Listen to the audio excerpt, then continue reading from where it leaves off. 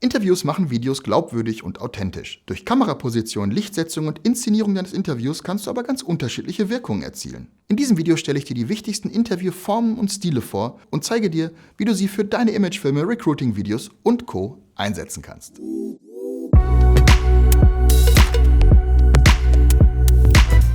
Herzlich willkommen bei MindNet, dem Kanal für alle, die mit Videos mehr erreichen wollen. Mein Name ist Alexander Lorenz, ich bin Filmemacher und Gründer der Videoagentur MindNet und dieses Kanals. Interviews sind wahrscheinlich das effizienteste und beliebteste Gestaltungsmittel, um Inhalte in Unternehmensfilmen glaubwürdig und authentisch rüberzubringen. Wir als Zuschauende kennen diese Bilder aus Fernsehen und Dokus, wo sie eine große Glaubwürdigkeit erzeugen, und diesen Effekt machen wir uns indirekt für Werbezwecke zu nutzen. Unterschiedliche Arten der Inszenierung von Interviews erzeugen dabei unterschiedliche Wirkungen. Aber welche Arten von Videointerviews gibt es eigentlich?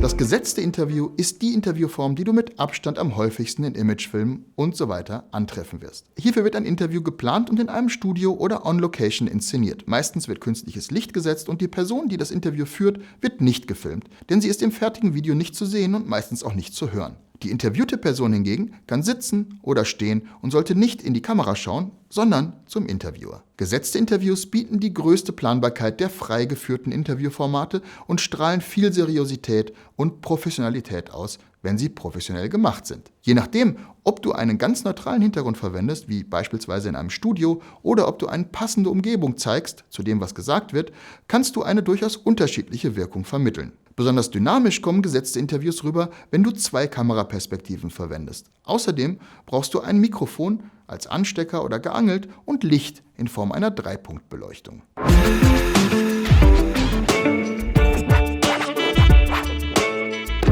Das genaue Gegenteil sind situative Interviews. Sie finden, wie der Name schon sagt, in einer bestimmten Situation statt. Das kann heißen, dass du der interviewten Person über die Schulter schaust und sie nebenbei etwas erzählt, oder dass ihr bewusst an einen bestimmten Ort geht, wo die Person demonstrieren kann, was sie erzählt. Situative Interviews werden als noch authentischer und echter wahrgenommen als gesetzte Interviews. Deshalb sind sie zum Beispiel in Reality-Shows oder Reportagen sehr beliebt. Bei Drehs für Unternehmensfilme kannst du sie einsetzen, wenn du wiederholbare Aufgaben hast, die du erklären möchtest und einer Person eben genau dabei zuschauen möchtest. Achte besonders auf den Ton. Es ist dir wenig geholfen, wenn du zwar schöne Bilder aus einer Fabrik hast, aber nicht zu verstehen ist, was die Person vor der Kamera erzählt. Als Kamera bietet sich eine Schulterkamera oder eine Kamera auf Gimbal an. Für den Ton verwendest du am besten ein Ansteckmikrofon. In der Videobeschreibung findest du eine Liste von Technik, die wir gerne für solche Drehs verwenden.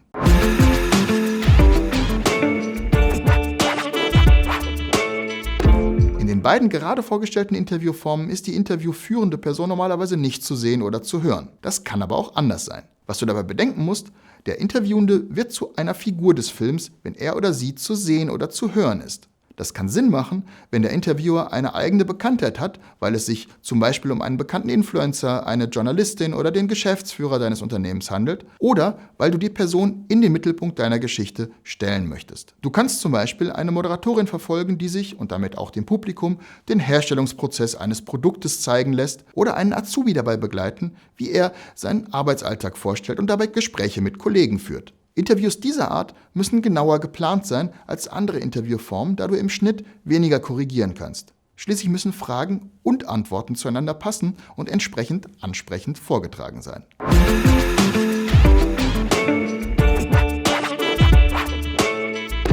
Vox-Pop steht als Kurzform für das lateinische Vox Populi, also Stimme des Volkes. Klassischerweise werden hier zufällig Menschen auf der Straße zu aktuellen Themen befragt. Im Zusammenschnitt enthält der Film dann viele unterschiedliche Antworten, die so ein Stimmungsbild darstellen. Der Effekt von Vox-Pops liegt in der Spontanität der Aussage und in der Möglichkeit, viele unterschiedliche Aspekte und Menschen aneinandergereiht abzubilden. In Marketingvideos kann der Effekt genutzt werden, um die eigene Belegschaft ohne großen Erwartungsdruck zu involvieren. Gedreht werden Vox-Pops meistens mit einer Schulterkamera oder einem Gimbal und einem Handmikrofon. Auf der Kamera kann bei wechselhaften Lichtverhältnissen oder wenn es schon dunkel ist, ein Kopflicht installiert sein. Das Team ist hier besonders flexibel.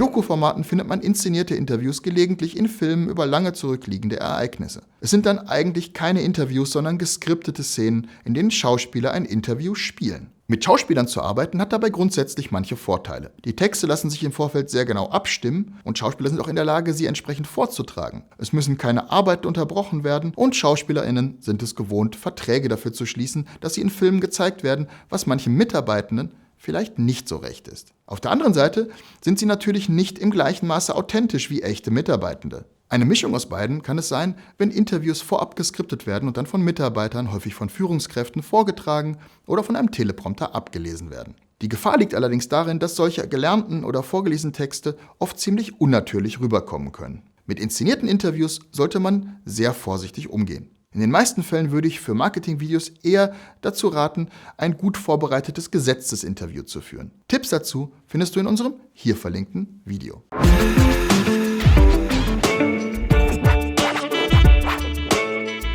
Statements werden klassischerweise im Umfeld von Pressekonferenzen gegeben. Dabei stellen Journalisten zum Teil kritische Fragen. Je nach Anlass geben Pressesprecher, PolitikerInnen, Sportler oder Unternehmensvertreterinnen ihre Statements dazu ab und das häufig im Stehen, praktisch im Vorbeigehen. Statements sind meistens sehr genau inhaltlich vorbereitet und die fragenden und aufzeichnenden Personen stehen dem Statementgeber neutral bis kritisch gegenüber. Für Marketingvideos machen echte Statements, bei denen eine kritische Journalistin dein Unternehmen befragt und unabhängig berichtet, natürlich wenig Sinn. Der Look und die Machart eines Statements suggerieren dem Publikum aber genau diese neutrale Distanz. Im Kontext von Unternehmensfilmen kommen Statements deshalb meiner Meinung nach eher in Ausnahmefällen zum Tragen. Vielmehr würde ich eher davon abraten, deinen Interviews zu sehr das Gefühl von halb auswendig gelernten Statements zu geben, sondern eine natürliche, spontane und authentische Sprache zu verwenden.